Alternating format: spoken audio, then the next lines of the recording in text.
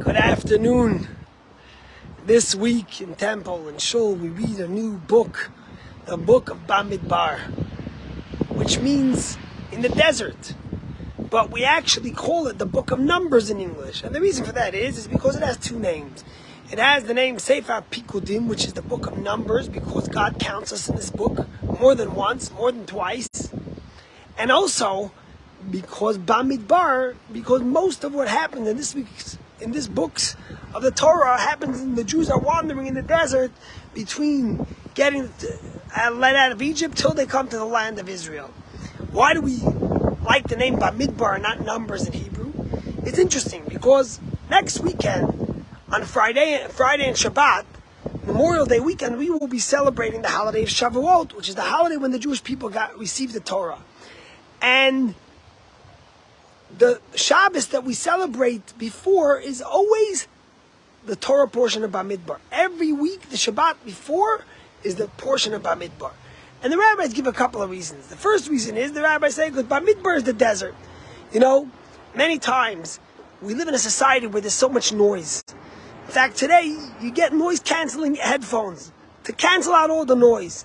And when the Torah is really telling us, in order to appreciate the Torah, in order to appreciate godliness, you need to be in a desert, in a wilderness. In a desert, it's not really what you see. It's what you hear. It's a barren land. It's quiet. You're able to listen to, so to speak, the real music of life. And so too says the Torah, that if you want to understand God, if you want to listen, you have to hear the music. You have to tune everything else out and cancel out all the things that they dangle in front of your eyes. Look how nice this is. Look how good this is. To be able to focus and listen on God. And that's why when we say Shema Yisrael, we say, Shema Yisrael, listen Israel. To be a Jew, you have to listen. You have to listen to the depth, not just to what you see, but to what you hear and to understand. But the rabbis say even more. The word Bamidbar is the same root word as davar or dibur, which means the thing or the word. And the rabbis say that nations and civilizations have come and gone before the Jewish people and after. But yet, this year we're going to be celebrating Shavuot, 3,336 years since God gave the Torah, and millions of Jews will be in shul celebrating this holiday. Why?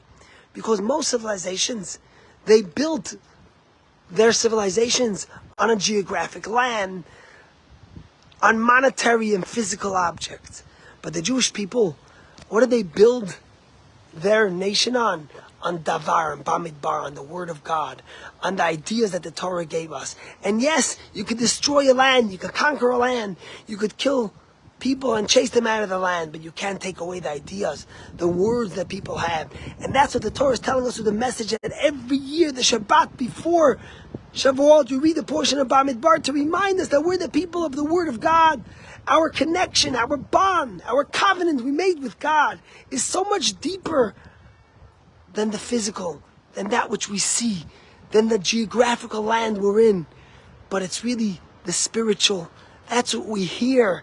The word of God, the ideas, the morals, the values that the Torah has taught us. And that's why, even though we were exiled 2,000 years from our land, the Jewish people still stayed strong. Because wherever they were, they had the Torah, they had the values of Judaism.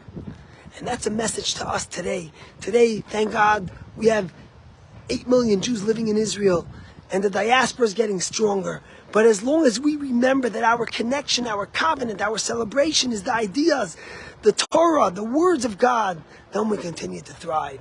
This past Shabbos, we had a remarkable celebration in Shul. We had a young boy who had a bar mitzvah during COVID, didn't have opportunity to have his bar mitzvah, and had his bar mitzvah this past Shabbos.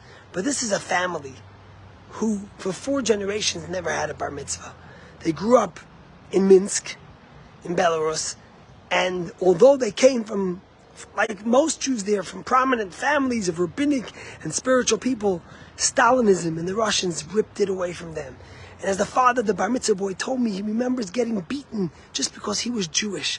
And of course, as much as we say Stalin's not here anymore, he had a terrible impact where he ripped away the ideas and the knowledge and the values from so many Jews who all they knew was they were Jewish, but they knew nothing about their Judaism. And here came this boy at the age of 15 and had a bar mitzvah. And then we surprised him because his father never had a bar mitzvah. And we gave his father a bar mitzvah too. his grandparents were sitting there and watching, tears rolling down their eyes, to see that although Stalin tried to rip away the davar, the ideas, the words of Judaism, here was coming back. And to hear the boy speak with so much passion and so much pride, recognizing and being cognizant of the fact that he was standing on 4 generations and couldn't have a bar mitzvah, and he was filling in for their shoes, and remembering that he has to keep on that heritage and those values to be able to make sure that Jewish continuity stays. That's the story of the survival of the Jewish people. This bar mitzvah boy understood that it's Bamidbar. Ours is a nation by the word and the ideas of God, not by the geographical land and not by the monetary and physical things. It's not what we see and what is luxurious, it's what we hear and the ideas we make. God bless you and have a great day.